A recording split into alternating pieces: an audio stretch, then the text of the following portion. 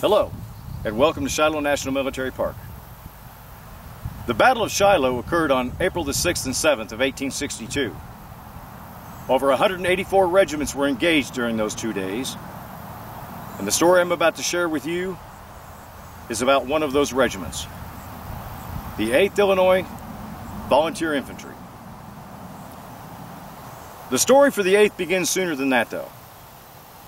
On April the 25th of 1861, Illinois formed 5 regiments of infantry in response to Abraham Lincoln's call. The 8th Illinois was one of those. On the 25th of April, out of Springfield in 1861, the regiment was formed. Its first posting was in Cairo, Illinois, in the southern half of the state. All but 2 companies will sit at Cairo. Companies A and D, under the command of Captain Isaac Pugh, will find themselves guarding a nearby railroad bridge that had been threatened by Confederate sympathizers to cut that rail line's access for the Union. The 90 days were going to expire soon, and Brigadier General Prentice, their brigade commander, requested permission to reform the 8th Illinois along with the other 4 regiments in the field. That way they could avoid having to go back to the counties and do it all over again. President Lincoln agreed, and the War Department soon approved his request. And so the 7th, 8th, 9th, 10th, 11th, and 12th would reform right there in Cairo. But they still hadn't seen any action yet. But that day would soon come. Those first 6 regiments that I mentioned were actually formed the 1st Brigade of Illinois Volunteers. And when Illinois formed them, they honestly thought that the federal government was going to equip them and give them uniforms. They soon found out that the federal government wasn't quite ready for that. So they had to petition the state of New York to make them uniforms. To compound the problem, there was a shortage of blue. So the first Illinois uniforms were made of gray. Now they had blue trim for the infantry and red trim for artillery, but the hat, the coat, and the trousers were of gray material. On the 5th of February, the 8th Illinois would have a minor role to play in the fall of Fort Henry. Their first true test of action won't come until the 15th of February at the Battle for Fort Donelson. They marched through the ice and the snow to the extreme right of the federal line.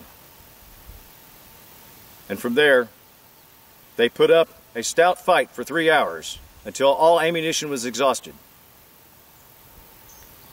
They had finally seen the elephant. The cost? 57 killed in action, 191 wounded in action, and 10 missing. But the regiment had done its duty, and they had finally seen the elephant. After February 15th, they returned to the mundane life as being a soldier, until March the 6th, when they were ordered to board transports and sail down the Tennessee River, and they would disembark in Savannah, Tennessee. They'd only spend a few days there before they were boarded back on the transport, and finally would disembark here at Pittsburgh Landing and make their way to Jones Field, which is where we're standing today. This is where the regiment would form its campsite and resume the mundane life as being a soldier. Drill 3 times a day, guard duty, that was about it. The monotony was broken up for a brief time period on March the 24th, when they were finally issued their blue uniforms. Blue state jackets, dark and light blue trousers. We know this from reading a soldier's diary entry that said, "Received my new uniform today, it doesn't fit." But after that, the regiment will find itself resuming its mundane existence. Until on April the 6th, early in that morning, they will be awoken to the sound of war once again. At 7:30, they will be called into line right here on the regimental parade ground. Lieutenant Colonel Rhodes was unable to attend. He was absent due to illness. So Captain Ashmore from Company C would find himself in command of the regiment. That's all I have for you today, but please tune in tomorrow for part 2 of the 8th Illinois at Shiloh. Until then, enjoy your park.